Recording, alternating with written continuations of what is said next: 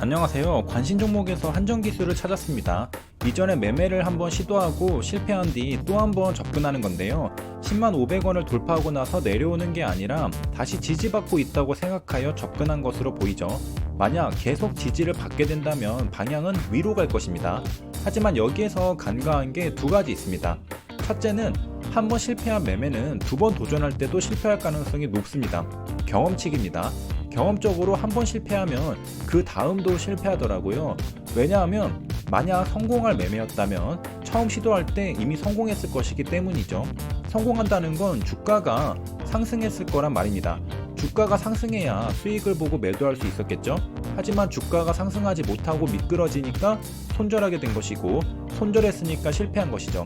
처음에 돌파가 일어났다면 주가가 시원하게 치고 올라가면서 수익을 안겨줬어야 합니다. 하지만 그러지 못해서 손실을 본 거니까 시세가 강한 종목이 아니었다는 소리가 됩니다.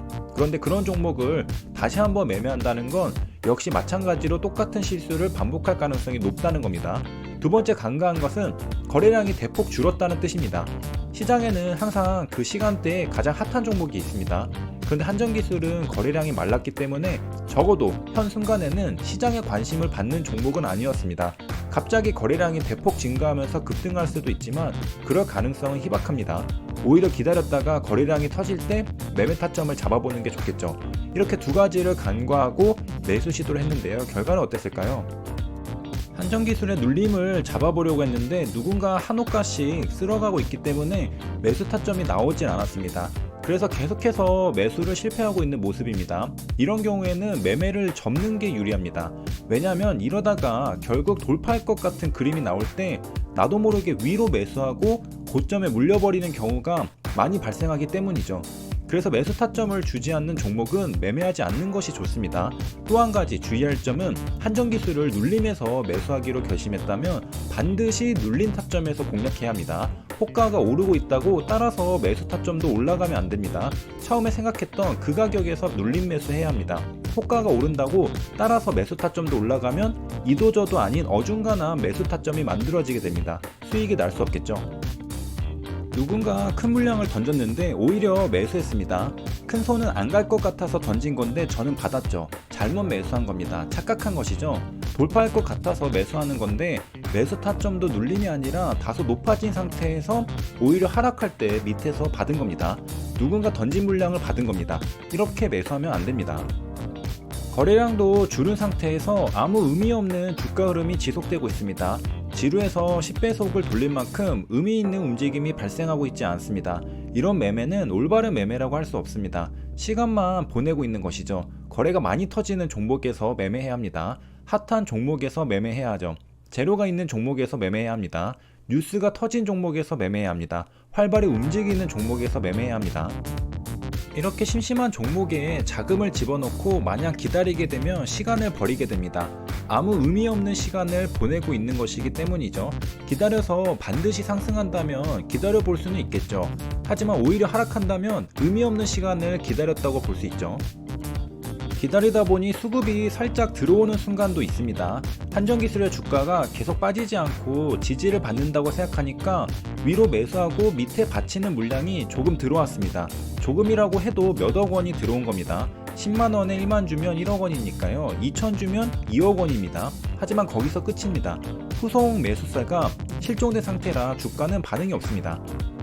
조금 더 기다리니 이어서 1000주씩 한 번 더 들어옵니다. 한 호가를 잡아먹고 주가가 돌파하기 직전의 모습을 갖추려고 합니다. 그런데 그 순간 매도세가 출회되면서 호가를 다시 밀어내죠. 만약에 102,000원 호가를 잡아먹고 만주 이상의 큰 물량이 쌓였다면 돌파가 나왔을 가능성도 있습니다. 하지만 실제로는 돌파는 일어나지 않았습니다. 매도세가 나오면서 다시 호가는 밀려나게 되죠. 호가가 밀려나는 걸 보고 밑에 걸려있던 매수 잔량도 누군가 취소해버렸습니다. 갑자기 매수 호가가 가벼워졌죠. 한정기술같이 호가창이 무거운 종목이 돌파할 때는 강력한 매수 잔량이 쌓여야 합니다. 하지만 바로 아래 받치는 매수 주문을 취소하면서 한 발 물러서는 중입니다. 큰 손들도 저기서 물량을 받게 되면 물릴 것 같으니까 매수 주문을 취소하고 있는 것입니다. 부담스러운 자리라서 그런 거죠. 이때 못 가겠구나 눈치챘어야 합니다.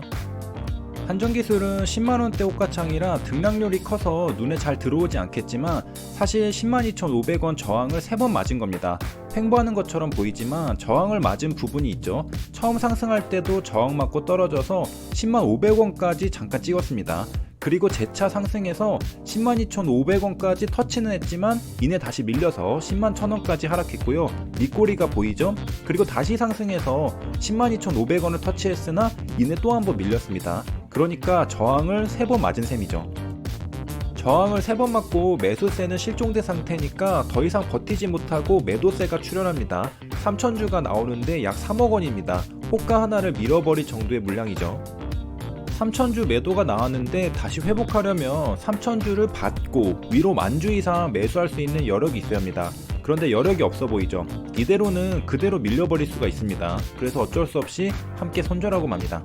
이후에 주가는 어떻게 되었는가? 여기에서 손절했는데요. 그 뒤로 흘러내렸습니다. 매수세가 실존된 상태로 매도세가 나오니까 당연한 흐름입니다. 주가가 더 이상 치고 올라갈 수가 없습니다. 한전기술에서 수익을 많이 봤지만 이번 매매는 실패했습니다. 그 이유는 종목 선정의 실패입니다. 거래량이 없는 상태로 뉴스기사도 없는 상태로 매매를 했기 때문에 의미 있는 수익을 거두지 못했던 것이죠. 한전기술은 호가 범위가 10만원대로 들어오면서부터 매매가 어려워졌습니다. 움직임도 둔화된 상태에다 호가 등락률이 커졌기 때문입니다. 한번 상승할 때는 1% 이상 상승하기도 버거운데 호가 등락률은 굉장히 큽니다. 그러므로 위로 매수하는 순간 수익 기회는 사라졌다고 봐도 무방합니다. 매수하려면 아래에 받쳐놓고 매수해야 하죠. 안 그러면 매수 단가에서 크게 손해를 보고 들어가게 됩니다. 이미 매수하는 순간 손실률이 마이너스 1%에 가까운 상태로 진입하게 되니까 심리에서도 지고 들어갈 수밖에 없습니다. 물론 10만원대 호가는 상승할 때는 매우 유리합니다.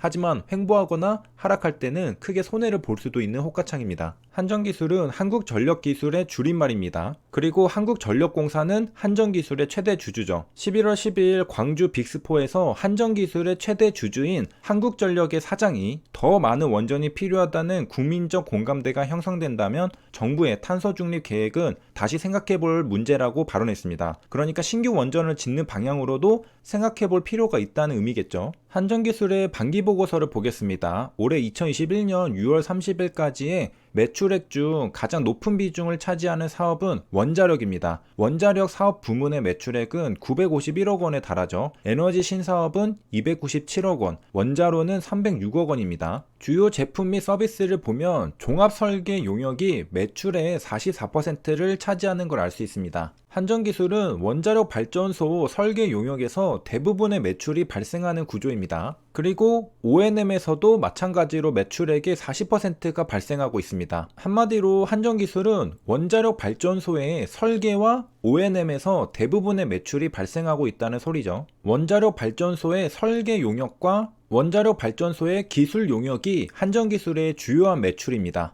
설계 용역과 기술 용역을 합쳐서 설계 기술이라고 부를 수 있는데 내수가 855억 원에 달합니다. 용역이니까 용역 매출이고요. 그러니까 원자력 설계 기술 용역 매출이 내수 시장에서 855억 원 발생하고 있습니다. 아까 2021년 2분기 매출액에서 원자력이 951억 원이었으니까 855억 원은 대부분 해당되는 금액이죠. 한전기술 매출액의 대부분은 내수 시장에서 발생합니다. 매출 실적의 전체 합계를 봐도 내수 시장에서 발생한 매출액이 거의 전부라고 볼 수 있죠. 이런 관점에서 한전기술은 해외 시장과는 다소 거리가 있다고 볼 수도 있겠습니다. 그러니까 중국 원전 150기, 브라질 원전 건설 등은 한전기술에게 직접적인 매출을 불러일으킬 가능성이 낮을 수 있습니다. 물론 세계적으로 다시 원전 건설에 붐이 일게 되면 업황이 좋아지면서 국내에서도 다시 원전을 건설할 가능성이 생길 수는 있는 것이죠. 주식은 기대감이죠. 여기까지 시청해주셔서 감사합니다.